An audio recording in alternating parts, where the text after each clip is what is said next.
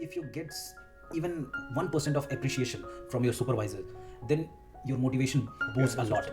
Then you will give like 200% of your energy.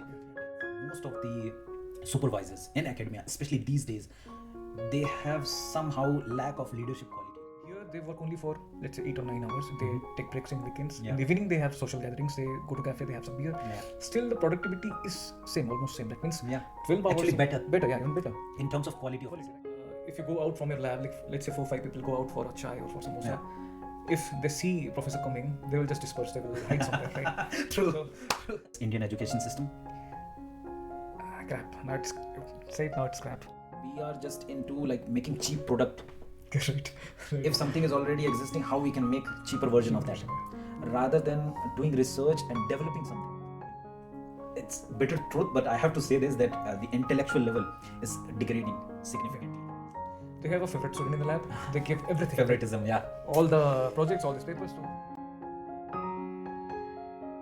Yeah. So coming back to the academic thing, let's just start with your academic. I mean, we all know about your academic background, but how was your experience actually? This like in PhD life. My PhD life was really good. I really enjoyed the journey. So I was the first student of my supervisor. So yeah, as a first student, you have to do a lot of things. Like you have to help your boss in setting up the lab. Then you have to standardize everything from scratch. Like whatever experiment you plan, so you have to start from scratch. Right, you set up everything right there. So it takes a lot of time, lots of effort, and at the same time, though it gives you a lot of experience and a lot of experience and courage and motivation, so that you can. So when you plan in future to start your own lab, you don't freak out. You don't get afraid. Like you know that I have all this experience. I've seen everything, so I can this time. If I start my own lab, I will be successful, right? Yeah. You will be motivated. But at the same time, it has a lot of downsides. Like because you put so much hours in the lab, let's say 12 or 14 hours a day. So you don't spend that much time with your friends, your family. So your social life is kind of compromised. Yeah, it's compromised. And if it's like, it feels good until you are getting results. The point when you don't get results, this phase, that phase, when you don't have any friend or anything to share your experience or feelings, how are you feeling? So that phase is very, very bad. But how was the like kind of environment in your institute? For example, when you are because you did your PhD in India, in Europe it's a little bit different because people are more like. So there is a difference in professional and personal. Yeah, I've seen it. Here. So people don't intermingle these things. Yeah. But how is it there? Like for example, if you're not feeling that good mentally or emotionally, so you have at least colleagues who are like friends, to whom you can share all these things, right? So how was the environment? Yeah, luckily I had a few friends with whom I can share how I am feeling, why my experiments failed. But with this kind of interaction, still you feel demotivated at that time when you don't get result, because in India we don't know how to separate. At least I didn't know at that time how to separate my research life from my personal life, right? And so here we have an institute building, then we are living totally in a different place from the institute. There you have the same campus. You live inside the same campus. You meet all these people, like while you're having food in the lab, the same people, right? And when you're going through such kind of phases, I've seen scientists, even your own supervisor, your own lab colleagues, your friends, not friends, batchmates, they look down upon you that you are not doing enough, or but you are putting same effort. You're putting 12 to 14 hours each day, but still you're not getting anything, right? But they think, or at least you imagine that they are thinking of me this way, that they are looking down upon me, right? Because you don't know how to manage your failures. But I think research is like this, right? Yeah. I mean, you will not get successful result every day. Every day, right? I mean, I always say that it's kind of a wave of thing. Yeah. For motivation as well as for your result. I mean, your motivation is kind of linked to your result, positive results. And once your experiment is successful, you are highly motivated. Right. You want to do more. Yeah.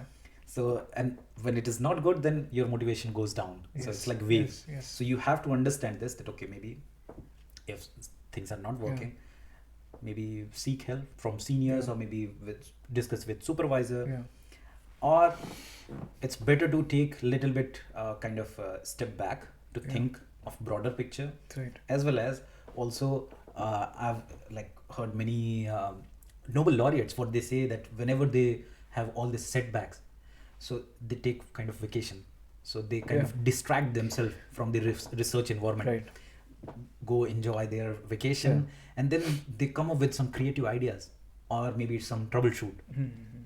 But as you mentioned, in that research environment where you have research institute as well as your accommodation there, and you meet all these people, you always discuss same science, so you're not getting distracted or doing or kind of having any some different hobbies.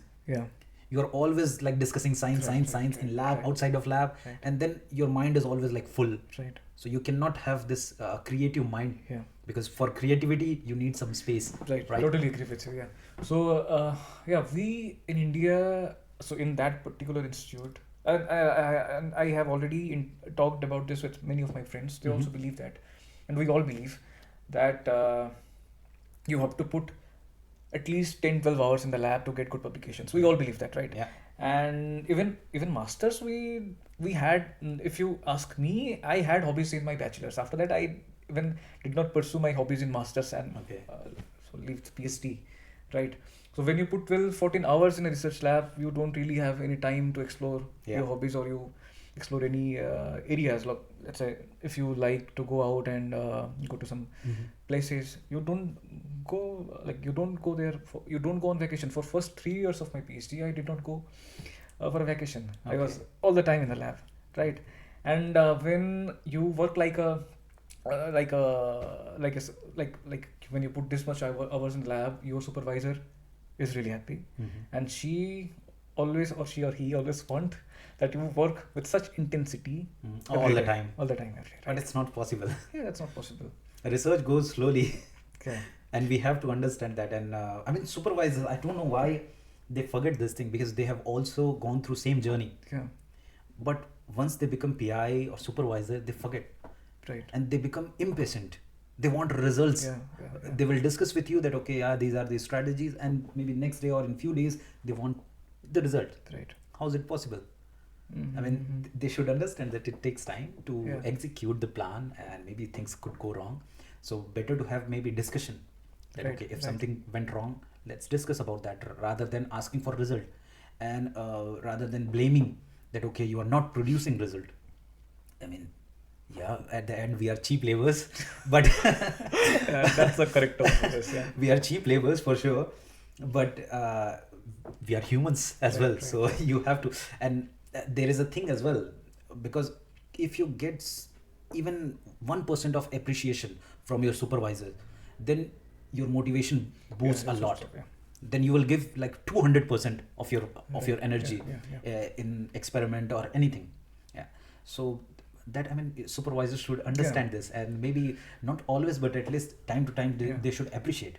Because if your student is working 12 to 14 hours a day, and if he or she is not having any social life, compromising his or her social life, contributing to this research, then you are the one who can at least not motivate. I mean, no one can motivate anyone, but at least you can give inspiration, or at least contribute to that motivation, boost that motivation. How? Just by simply appreciating. Like, okay, you are doing good. If things are not going well, let's discuss.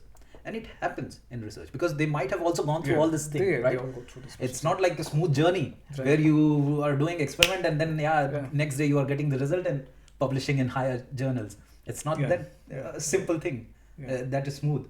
So they have to teach this, and I think this comes with having good leadership quality. What do you think on this?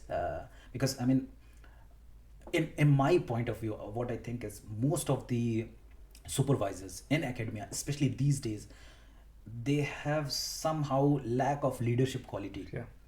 I completely believe on your point, because like as Indians, we are used to work this many hours, right? Indian and Chinese. Yeah. And I believe that this leadership quality is lacking in Indian and Chinese guys. Because I have in this year in April, I was in Denmark. I was talking to a Chinese professor there, and he was like, look, so we were discussing this working culture in India, China, and Europe, and he was like, in India and China, we work for so many hours in lab. We put so many hours, and here they work only for, let's say, 8 or 9 hours. They take breaks in weekends. In the evening, they have social gatherings. They go to cafe. They have some beer. Still, the productivity is same, almost same. That means 12 hours. Actually, better. Better, yeah, even better. In terms of quality of research. Right, not the quantity, but at least quality is much better. It's much better. So what we are doing wrong? What is, because we are so immersed in the research, or at least in India, I have seen people do spend so many hours in lab, but in the middle they will be talking, they will be gossiping about people, or they will be watching movies. Right? They will start some PCR, then they will start watching movies. Then, so not efficient enough, or not productive enough. Right. And at the end of the day, they will think, oh, today I have put 14 hours or 15 hours of my time in lab, and I'm not getting anything. And when they don't take vacations, they don't go out in weekends after 6 months, or let's say 1 year, when they don't have any result, then they start looking down upon themselves, that I have been putting so many hours, but I'm not getting anything. But you have to think that you were watching movies, you were having chai and samosas in between, you were gossiping. I mean, it's okay some days, but not always. Not always. Because I mean, we need gossips to enjoy the movement in our lab, because otherwise it will get boring at certain point, because you are not always doing experiments in the lab. Sometimes you have to read papers, or sometimes you have to deal with the troubleshooting, or maybe supervise the students, which is good part of that. Now I will come to your point that they are not, often the Indian scientists or professors are not good leaders, right? And if you see the process of becoming a professor in India, it's like only the nerds get to become professor in India. Right? True. That, like, most of the professors, they always have spent their time reading or doing research, spending time alone, or don't have any social life.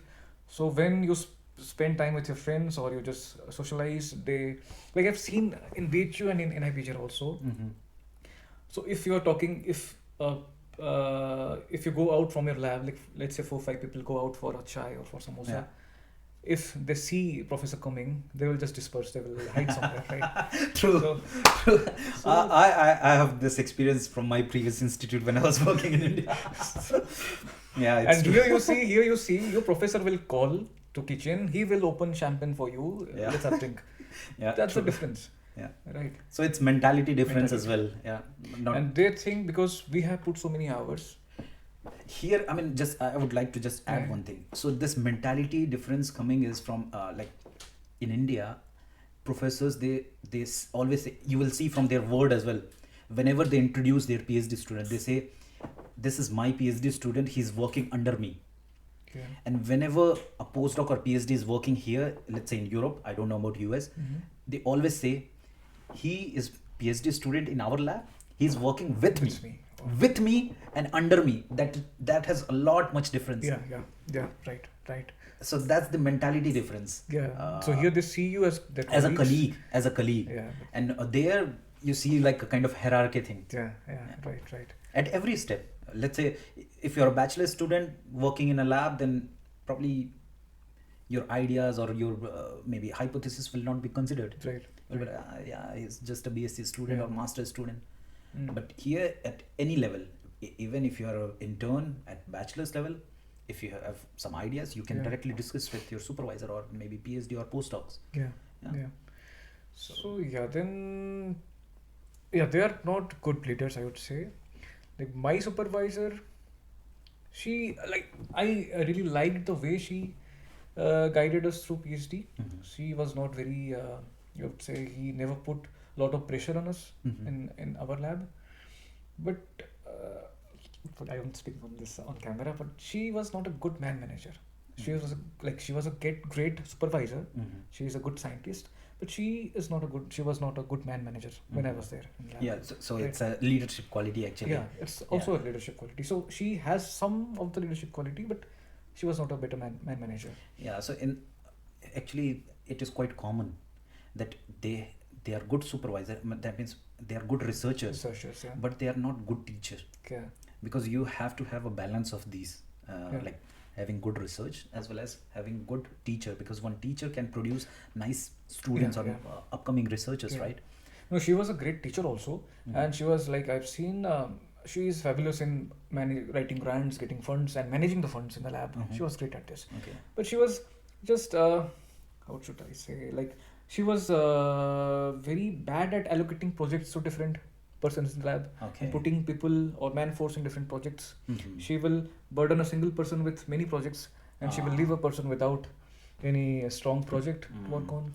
So no kind of collaboration thing within the group. Yeah, within the group, yeah. Yeah, because I mean, we had a discussion on this, that I mean, if you're a good leader, because, and especially as you mentioned that you were the first student, that means that PI was new, right? Yeah. So if you're a new PI, then you should also, I mean, have this strategy that, let's say if you have 2 or 3 students, and if you have ideas or if you have different project, better to involve maybe 2 or 3 students, right? Because it's like, I mean, there is a saying as well, right? If you have to dig a hole or dig something, if one person is doing, then it will take maybe 10 hours. If 5 people are doing, that will reduce the time, right? So it's same in project as well. Yeah. You can outsource your project, it will be faster, as well as all of your students can get a publication. Yeah. It will be faster for you as well, because project is finishing faster. You can write the manuscript, publish it. Everyone will have beneficial effect, and they will get motivation, because in academia, especially during PhD, publication is like a currency, as well as it's a motivating factor. Right. Because when you work on certain thing, and if it is getting published, then whenever you see this online, then you feel like that late night experiment was worth it. Yeah. Right. And then you do maybe extra in the next project. Even if it is a small, let's say, book chapter or small publication or review article, it keeps you motivated. Yeah. So it's better to maybe have this collaboration within that. And you are a team, right? You are a one group. So you should act as a team leader. Right. Yeah. So that's my point of view. I don't know. Right. I mean, I'm just like final year PhD student. I'm just suggesting. I have also recently finished my PhD. So now we understand the environment and the system a much better position than a first or second year PhD student, right? And I've seen many scientists there. They just like they have a favorite student in the lab. They give everything. Favoritism, yeah. All the projects, all these papers to 1 or 2 students in the lab. Yeah. Right. So that is more prevalent in India. Yeah. Right. And in universities, institute, still the condition is much better than universities where it is much like this is worst. The condition is worst. Where only 1 or 2 students get all the favor. Others are just working like rats. True. I mean, discussing on this, what would you suggest to first year PhD student? Because you said, I mean, for 2 or 3 years, you were just working for 12 to 14 hours a day and not having social life. So what would you suggest to avoid this kind of, let's say, having this demotivation phase for students? What we can suggest them? So in India, I'm not talking about institutes, it's ISERS, IISc. For universities, like where the students come from the plain background, general BSc and MSc. So because I also have gone through this process. So until first year, or let's say 1.5 year, you don't have any idea what's going on. Like you don't get any idea what's going on. So I would say, if you have a senior, if you have a PhD or postdoc which is guiding you, or you are directly guided by your supervisor, you get into constant communication exactly what is going on. You read a lot, and at the same time you start setting a boundary between your professional, your PhD life and your personal life, right? Because that is going to help you in a long run. That is the only thing that is going to help you. If you cut off all the friends, all your social bondings, then you are going to get into shithole. Let's say in 3rd year or in 4th year or in 5th year. And at least, even if you don't have any hobbies, try to develop. For example, this is also a kind of hobby of doing podcast, or maybe gardening. So these kind of hobbies I did not had. I try to develop. to distract myself, or Yeah. not to distract, but also to have other part of my life. Yeah. Because I always say that PhD is part of your life, Right. but it should not become your whole life. Right. Otherwise, I don't know if you can thrive in that kind of environment. Yeah. If you have to thrive, if you want to thrive, then you have to keep this balance Okay. between professional and personal life, because any of your life will be messed up, then it's a kind of disbalance. So you have to balance it nicely. And there is one more thing that people don't often say in India. Mhm. What I felt in my PhD, because I had so many master students coming, which I supervised, Mhm. and I have seen many PhD students there Okay. in my institute, and I have interacted with my friends in masters. Mhm. So we lack the quality of education, which is translated into less qualified PhD students. Maybe in tier 2 institute or universities. Even in like my institute, I would say I have seen like many PhD students, which I don't feel they belong to the quality of that institute. Okay. Right. And why this is happening? Because first of all, now the standard of these exams, this NEET JRF CSI exam, they have gone down, or the standards, they are not increasing over the time. Mhm. And now people have figured out how to crack this exam. They Yeah. read this Pathfinder, or they go to some coaching center for 6 months or 1 year, and they crack this exam. So Yeah. now it has become really easy to crack these exams. Mhm. So we need to update the syllabus, Mhm. or at least increase the standard of the exam. Then you put a strict screening process at institute level or university level, Yeah. so you can get good standard, like good qualified, skillful students, right?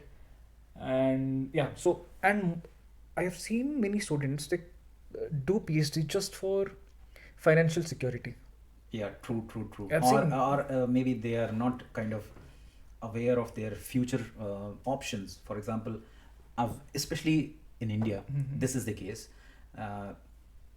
We discussed this Yeah, thing yeah. as well, that people don't know that what to do after their bachelor's or master's, and they just go Yeah, because go with the flow. they take it as an option. So they don't have that passion. Yeah. Because if you're passionate enough, even you know that these are the consequences. Right. What are the consequences? First thing is, yes, indeed, you will be cheap labor. It's Yeah. underpaid job, Yeah, and you have to work much harder than that, right. like anyone else. If you compare Yeah. with IT guys or some other Yeah. people, or in corporate, you have to work a lot, and many of the times you will not be successful, because you have to deal with failed Yeah. experiments. Yeah. If you're aware of that, if you're passionate about science or whatever field you are in, then you will know the consequences, and you will be ready to deal with that. Right. But if you're taking it as just an option, then you are not aware of all the consequences, and at the, let's say, in the middle of your PhD or at the end of your PhD, you go through all this emotional and mental, all these problems, and either it extends your PhD time, or maybe Yeah. you lose interest to continue in academia. Yeah. Look, with this kind of situation, I'm fine with it, and like we will discuss about it a lot, right? Yeah. But there is another category of student. Like I had my friends in BHU during Okay. masters, so they knew what they want to do. They Okay. want to become IAS officer. They Uh-huh. want to appear in SSC or CGL exams. Okay. But for 1 or 2 years, while they are preparing for these entrance Uh-huh. examinations, they need a financial security. Yeah. So that's why they first crack JRF Uh-huh. entrance. They register themselves for a PhD program. Then they prepare for all these kind of exams. Mhm. And I have seen this kind of people in institute in my PhD Yeah, I institute. know some people as Right. well. So which I really hate. So Yeah. because you are not really motivated to do any PhD, because of you, a highly motivated student might have missed a seat. Yeah, You did not get a seat in this institute, right? true. Who was not as rattututa as you, right? So I have problem with those students. Yeah. So for that, you really have to increase the standard Mm-hmm. of these entrance examinations, or at least at like individual institute level or university level, if you sincerely want good students for Yeah. PhD programs. Then for this kind of situation, like where we don't know like where we should go, in which direction we should go, for that we need a lot of things like Career guidance. Yeah. So I mean, people should seek out to career Right, counselors, Yeah. or maybe people like us who are providing this information. At least you will be aware of all the options what are there available to you. I mean, because even let's say if you're interested in doing research, for example, if I give example of my example, then I was interested in research. I knew all the consequences, everything, but I was not 100% sure whether I can do PhD, because I knew that it's a long journey. It's not like BSc or MSc that in 3 years or in 2 years you will finish. Right. I mean, people think in a way that, okay, I will start, I will publish paper, and then I will defend my thesis.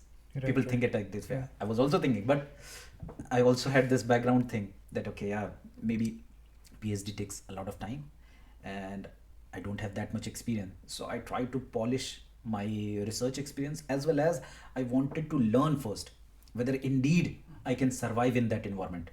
And how I did? By doing internships. I joined like as a JRF, several different institutes, figured it out whether indeed this is my research area where I want to work for maybe next 5 to 10 years, and whether I can survive in that environment, because academic life is different. And first you have to experience, because when you are a bachelor or master's student, you don't have this experience. You don't go through this troubleshooting or failed experimenting. But once you go into this environmental in internship, then you know that, okay, these are the challenges I have to face. And then you have to ask yourself whether I can handle all this pressure, all these challenges for this time period, 5 to 10 years, because it's not just PhD. If you want to be in academia, if you want to do research, then it's like throughout your life. So if you figure it out, that you ask all these questions to yourself, then continue. Totally. I mean, some people are kind of gifted students who start their PhD just after their masters, and they are like super motivated and they figure it out everything. I was not that gifted student. I mean, many of my friends are already doing postdoc, and I'm still PhD, but I don't compare to anyone, because everyone's journey is unique and different. So that's how we should kind of consider. That's I totally agree with you. Like, if you're very sure, you know that this is a line, this is the exact field I want to do research, then you are welcome to start PhD immediately after your masters. But if you're not very sure, if you belong to academia or you're not sure about which field you should explore, then that's a good starting point. You join as a JRF in those research labs. You see how they are working. If you like the system or not, then choose. Or either you just, if you don't like at all, then leave the field. You can do a lot of things. A lot of options are there. So that's again one more thing. People are not aware of options. They think it's a straight path: bachelor's, master's, PhD, postdoc, and then becoming professor. But at every level we have options. It's just that most of us are not aware of that. We get aware when we are already finishing our PhD or when we are in our postdoc. Then we figure it out, oh, this is also an option. But so like, let's say after masters, so when I was in BHU, we had Akash Institute. It was we had campus placement from Akash, and many of my friends, they joined Akash, and in 2017 they started with a package of 60,000 per month, which is a good start. For Banaras, it's much better. At that time, I mean, more than and that time in 2017 we were getting 25,000 as JRF in PhD, and that is a much higher salary. And now they are getting close to 1 lakh per month. That is a good. If you are really passionate about teaching, you can join any coaching center. Let's say Akash is there. Then there is many private coaching centers. My friends are in Navi Mumbai and Haryana. They are teaching in coaching centers. Now it's digitalized India. You can teach on online platform, YouTube, or maybe this Unacademy or whatever. Physics you can become online tutor. So that's also an option. So apart from that, science communication. I mean, we need science communication, a science communicator in India, because we have larger population, and in that larger population we have like a lot of young population. And unfortunately, that larger young population, I mean, it's bitter truth, but I have to say this, that the intellectual level is degrading significantly in this larger population. So for longer run, for a country, I think it's not that good. So we are producing a lot of educated illiterates Right. It's a bitter word, but I have to use because it's reality. It's a bitter truth that we are producing a lot of degree holders and they don't have that much of intellectual knowledge. Right. So I don't know if it is because of our education system or whatever, but at least It's education. It's the education system, and they don't have the exposure to different professions that they can pursue. Yeah. And you're right, like they can pursue science communication, and there are many universities, like let's say Stanford University, it is giving this free online courses for 6 months or 1 year for science communication. You can join and get trained. And in India, we have many institutes where there is a scientific, like science communication position. They have science. Scientific now recently, I saw a position for that in NCBS Bangalore. It's a nice institute, prestigious institute, and they are offering like a science community. I was surprised that India is changing, but not in that level. We need more of that kind of things. Or you can join some newspaper and you can contribute in their science page, right? You can write some good stories there. So you can become editor in journal. I mean, a lot of options are there. You just have to explore. You have to be aware of that. It doesn't mean that you have to go in there. You have to try to figure it out whether you can be a perfect fit in that area. If not, then if you like research, there's a lot of options. You don't have to like do PhD. You can be research assistant. And if you figure it out, it's not a good option. Go for maybe some scientist position where you don't need PhD, but you are involved in small research, right? Like maybe ISRO or some other institutes. Like this scientist B, scientist B position or scientist B position. BC, all this so you need only MSc level, right? So that's also a nice option if you want to do research. And because we are talking about options after masters, so you can join industries also, right? Oh yeah, industries. That was my like upcoming point also about the kind of transition from academia to industry, because many people think that especially PhD students, so I will just focus on PhD for this part of transition from academia to industry, that they think for example, I'm a molecular biologist, so I've been working for years and years on molecular biology. I have this much of skills, and how can I use this skill in industry? So most of PhDs are not aware of this, or even if they are aware that I have this skill, and they only look for job roles which require these skills. But most of the PhDs, they do not apply for industrial jobs because they see the job requirement, and then they think, I know only this part of lab things, but other things what they have mentioned like project management, time management, leadership quality, I don't have this thing. But you have to realize that unintentionally you learn these things during your PhD. For example, as you mentioned that you had to supervise master's students. So it's like kind of a team management as well, right? And you might have given some different project to them. So it's also a kind of project management. You might be ordering some chemicals or some consumables with the budget what you had in your lab. So that's also part of the budgeting and project management. So we have to kind of recognize these unintentional skills what we have. We have also communication skills because we give a lot of presentation during our PhD. We write manuscript or maybe review papers. We develop our writing skill. So a lot of these skills, extra skills what we have. So it's, I mean, I always say that if you look on a PhD student, so it's not only the research part what we are developing. Apart from research, there are a lot of plethora of skills we develop. We are just undermining ourselves. Yes, we think, we don't have this. So we have to recognize our hidden energy or hidden superpower, you can say, like Hanumanji. And you must have seen sometimes people from these companies, like let's say Biorad or Thermo Fisher or Sigma, they come to present their recent product or machine in institutes. So they are not really that qualified, I would say, like us, the PhD students. They would come in like proper phrase. They will just speak something in very fancy words, using very fancy English, and people think, oh, look at them, they're doing so good in their lives, right? So you are much better than them. You have like expertise in that expertise than them. You can become them if you want to, right? You just have to realize that you have all these skills inside you, and maybe start applying. And even after masters, we have in India this kit making industry. They make all these kind of different kits. The plasmid isolation kit, DNA isolation kit, RNA isolation kit. You can join any of this company, this batting company, and you can start as a trainee, or let's say with a salary of 25 or 30,000. Then you can go up in the order, and you can be like at a really good position in the company, or you can maybe switch company once you get enough experience. True. Right. And one more thing, because I was the first student, so I was dealing all these vendors and all the salesmen, right? And I used to inquire that how much you're getting, how do you do all this, your business, how easy it or how it is difficult.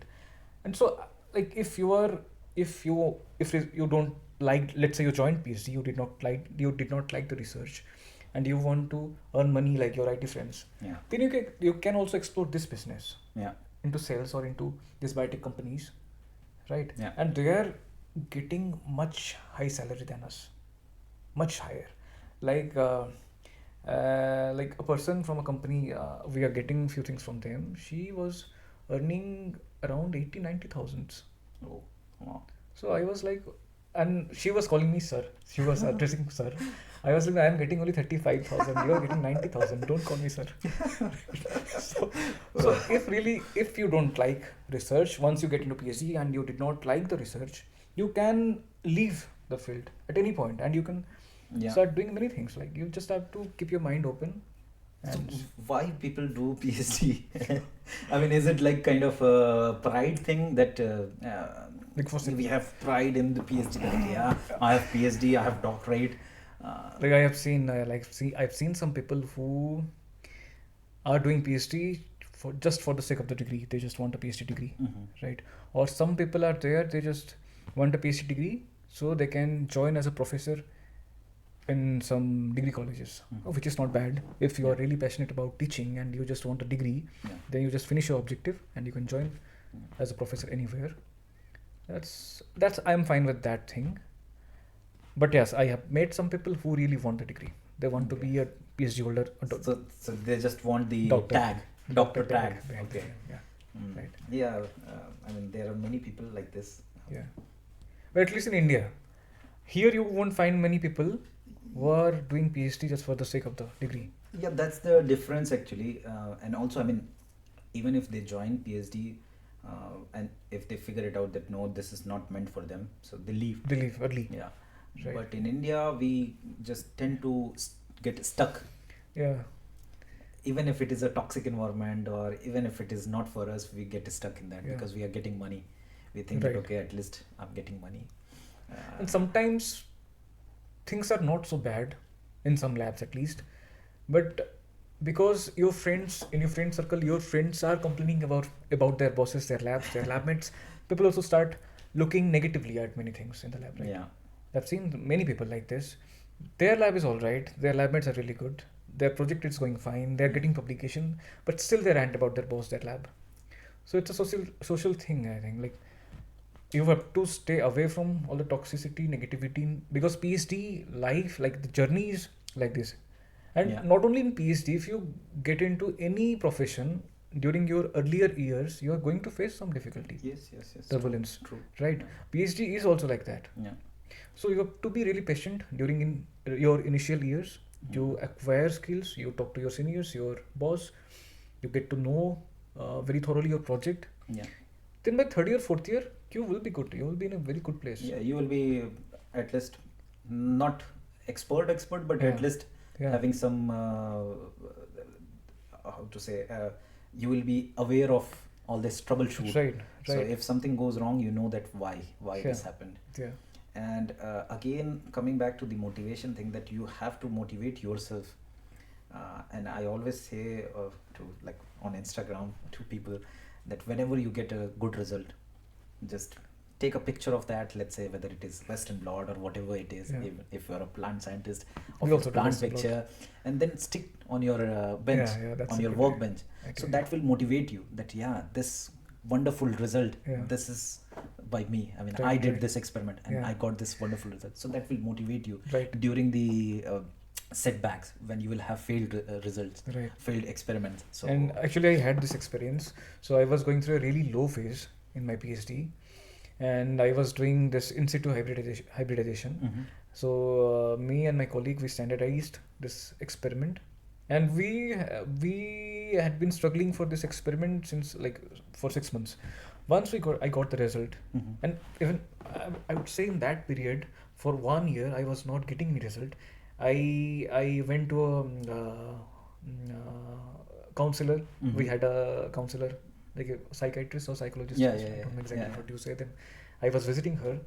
And when I got this result, it really motivated me. After that, I did not need the counseling. So I finished everything within 1 year. Yeah. I mean, it's also part of this imposter syndrome what we get. So we question ourselves that maybe we are not meant. Even you're doing good, you are good enough in research and everything, but at certain point you start questioning about yourself, your own ability, and the thing is, there is no one to help you or at least provide some positive words. So in this case, you have to deal with yourself and how you can do. I also figured out this thing quite late in my PhD by journaling. So if you start journaling, write anything, take a diary and write anything. For example, I started with maybe I had this thing that I will start drinking maybe 2 liters of water. I started writing that today I drank 2 liters of water. I had 3 tasks to do in lab today, and I completed that task, and I write that. So whenever I had less motivation phase, so I was just going back to that journal, and when I was looking, so it was kind of boosting my motivation. So again, as I said, I mean, it's always like a wave. So you cannot have a constant motivation. And if you have these kind of things, at least you will be able to deal with that. You will not totally eliminate, but at least you will be able to deal with these kind of consequences. I call it consequences. No, they are consequences in PhD, but you have to be aware of all this and at least deal with this. And there is one more thing I think. But when I compare the academy life here with Indian life, here people are more disciplined. They don't work late in the night. They come early in the morning, and they have a sit. And they're really detailed in their approach to their work. All of them, they maintain a calendar. They write everything, and in the day they have this time. I will do this experiment. After that, I will take a break. So they have everything written down. I think planning is very important for this, because if you don't have any plan, then you do anything. Because you go to lab and then you think, what to do today, and then you make list, or maybe you do just any experiment. And that kind of somehow hinder the productivity. And if you have the plan, let's say, even if you cannot execute, but if you plan for, let's say, 1 week, that let's say I have this project, small project, what can I do, what are the experiment? So today on Monday I will do this experiment before lunch, after lunch, these tasks, and once you finish, it's also a kind of it secretes all these hormones which will give you happiness or motivation as well, because you accomplish this tasks. So I think planning is very nice, and you will be productive, because I see here most of the students, they are very productive during their daytime, and they don't work over the weekend. Even in the late night. Indians and Asians, actually, they tend to overwork a lot, because we have this environment of overworking. But in this overworking phase, we also forget that when you are overworking, you tend to make a lot of mistakes, and that will again hinder your experiments. Exactly. So better to know your boundaries, where you have to stop, and don't overwork, I would say. I mean, if you're motivated, highly motivated, if things are working, it's good to overwork, because maybe Maybe But at certain time point. But I But would always say, no. I would say that is going to, in a long run, you're going to drain out. Yeah. Right? Even if you are getting Burnout, result, yeah. even That's you a are thing. getting result, but still you are working 12-14 hours a day, like in a 3-4 months period, you are going to burn out. Yeah. So True. if you are getting results, then take that slow. You enjoy that patch for 1 year instead of 3-4 months. Yeah. Right? I would say. And Yeah, start getting more disciplined, which I was not in my PhD. Yeah. Like in 4th and 5th year, I started become more organized. Initially, I was just working late night, 3-4 in the morning, which was really, really bad. Same here. Right. When I started my PhD, I was working like 2 a.m. and then sometime I was going at 4 a.m. already in the lab doing experiments. It was like then COVID time, there was no one in the lab, so I was like, okay, working.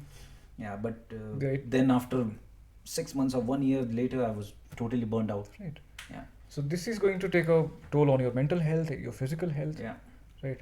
And like I am sure many people have, like in India now, this Andrew Huberman is famous. His podcast, his videos are viral. Especially about mental health. Yeah. So you watch their videos. He gives really good advice how you should be starting your day, how you should go around your work, how you should like exactly when you should have coffee, everything. Right. True.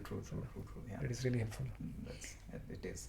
And also, I mean, touching on different aspect of this transition of academia to industry. I mean, many people, especially in India, now it's growing these days. I was really happy to see these things that people are starting, especially in life sciences. I mean, in other fields, it's quite common and more people are doing startup thing.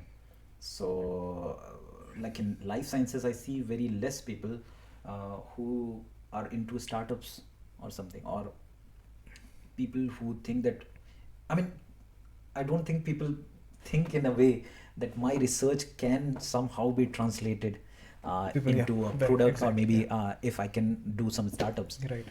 But here what I see, I think it's also about the university or institute. Here, especially University of Freiburg, they always kind of organize these entrepreneurship workshops where they have a session where they ask you if your project, PhD project or postdoc project, can be used for industrial purpose. So you try to figure it out, or what part of that can be translated into industrial thing. Then they help you with the brainstorming and funding and everything. That's a really good which thing. Is really nice. I mean, why not? To translate your research into for humankind. I mean, we are doing basic research, which is good. We have to do to develop, but we also have to work on this translational research as well, where we can have some application. Yeah, you are totally right that in India we only think about publications, so we never think about how we can get something translatable from our research. We never think about that. Now that's a good starting point. If we can arrange all these kind of workshops in our institutes or universities there, that would be a good starting point. And at an institute level, I know this. My supervisor did her postdoc from US. That is the university or the institute, I should say, that was Samuel Roberts Nobel Foundation Research Institute. That was a private research institute. So there, with each research lab, which is doing basic research, they collaborated these labs with a translation research lab, where the scientist try to, let's say if you identify a gene doing this function, then the other scientist, which is doing the translational research, he would try to put that gene into crops. I think on this point, there's also a thing that in US it's quite common. It's not common in Europe. It's now coming, this collaboration between academia and industry, where industry is also funding for basic research. So then academic people, they are also motivated to do some translational research. I mean, they are continuing with basic research, but also having this applied research as well. In US, it's very common. You will see like most of the professors in like tier 1 or most of the universities or institutes are really nice. Okay. You will see that these professors, they have funding from both NIH, which is the main funding agencies in US, but also they have funding from industry. And now in Europe, people are doing this as well, but very limited population. So even in India, at institute level, they have to think about this. Like government have to think about this. Yeah. You should have at least for some top institutes, you can have a translational wing, right? And actually, it is the problem in India, because we tend to just start a company, and we have everyone, like all the employees working there, but we do not spend time or money on research part in industry. Yeah. We are just into like making cheap product. Right. If something is already existing, how we can make cheaper version of that, rather than doing research and developing something that what we can maybe improve in this thing. Even making it cheaper, it's a nice thing, but how we can improve certain things. So that thing, I think we lack in most of the industries in India. Mostly it's like service based or product based, but cheaper product based. Let's say we bought this Rafale fighter planes from France. We could have made that in India if you invest money in basic research. R&D, we can even design this kind of fighter jets in our country. Indeed, we can. So they are buying these things from outside. We have very world-class engineers. We can do that. Right. But unfortunately, and I don't know why we're not doing it. It's not about the money. First, people think that it's about money, but it's not about money. It's also about mentality as well. You don't have to invest. So, very good example. I saw a podcast or video as well, where they gave an example of German company. It was a small company, very small startup, but they are they got funding from somewhere. They use their funding to invest more on research part than developing a product, because what they are doing is they are thinking of future, like 10-15 years or even longer, that if you have to sustain, then you have to invest on R&D. They know that, and unfortunately in India we are still lacking that. And they are cutting funds from the research, from the basic research, right? Because the thing is, we are only producing papers. It is not beneficial for humankind. Even a very good example is this institute, CDRI, Central Drug Research Institute, Lucknow. They are doing research to produce drugs which could be beneficial, but in the last 10 years I don't think there's any drug they have produced. And many of apart from this Saheli. And many of their research articles have been retracted because of funding. Unfortunately, right. So even they are not doing good in research. Right. Okay, so we have a rapid fire session kind of thing in our podcast, where we ask people that what first thought that comes in your mind when you hear these words, like for example Ph.D. So should I start saying now? Yeah. Ph.D, I would say in India it needs a lot of improvement, lots of reorganization of the system. And so related to this, Indian education system, crap. Now it's crap. Okay. Indeed. After comparing it with the European system, now that I'm in a position where I can compare the European, at least German system with Indian system. So, and in Indian research. So we need to bring back all the brilliant minds that are outside. Okay. For that we need more funding. Yeah. And what about leadership in research? Leadership, I think we lack the leadership.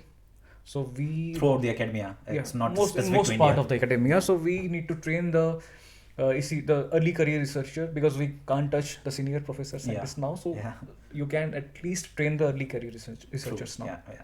So you should have this leadership workshop frequently. Totally. I agree with that. Workshop or some courses before they go higher in their career, like professorship or so. Research paper, I would say during your initial years, don't think about it. But you aim high, like at the end of your PhD, like if you do your research properly, you would get something really good. Industrial research, any point of view? Industrial research, in India we need more collaborations, and more collaborations.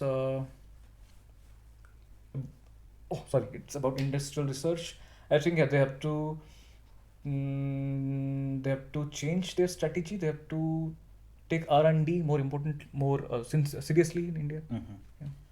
And what about education outside India? This is my first time outside of India, and I am really impressed by the German system. Okay. The things that we didn't know in India until our third year, fourth year of PhD, they are doing this in bachelor's, which is very, very. I would say, I am really embarrassed about the system in India. Okay, that was all. Thank you very much, Dr. Vikas, again for giving your time. Thank you for inviting me. Hopefully, we will talk again on some other topic. Yeah. And we would also like to thank our cameraman, Anmol. Thank you. And also for preparing these rapid fire questions. Thank you. Thank you, audience, for listening. And don't forget to follow and subscribe us. And also, Dr. Vikas, his research papers. Thank you for inviting, and I really enjoyed the time I spent here. Thank you. Thank you.